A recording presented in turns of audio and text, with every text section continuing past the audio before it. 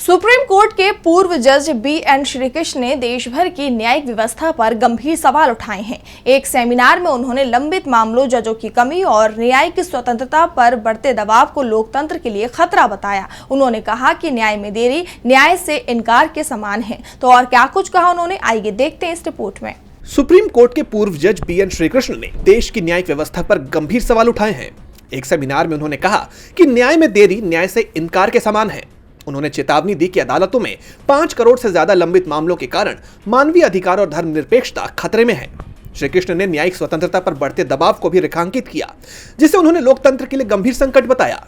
उन्होंने आगे कहा कि भारत की न्याय व्यवस्था में जजों की कमी, बुनियादी ढांचे का अभाव और प्रक्रियागत जटिलताएं लंबित मामलों का प्रमुख कारण है। जब एक साधारण मुकदमा दशकों तक चलता है तो आम आदमी का भरोसा टूटता है। ये संविधान के मूल्यों के खिलाफ है। उन्होंने आगे कहा कि न्यायिक देरी से न सिर्फ व्यक्तिगत अधिकार प्रभावित होते हैं, बल्कि सामाजिक न्याय और समानता भी कमजोर पड़ती है।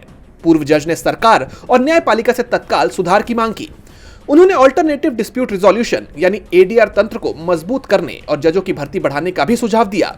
साथ ही उन्होंने न्यायिक स्वतंत्रता पर सवाल उठाते हुए कहा कि बाहरी दबाव और राजनीतिक हस्तक्षेप से जजों का मनोबल टूट रहा है। पूर्व जज के इस बयान से कानूनी हलकों में बहस छिड़ गई है। डीबी लाइव की रिपोर्ट।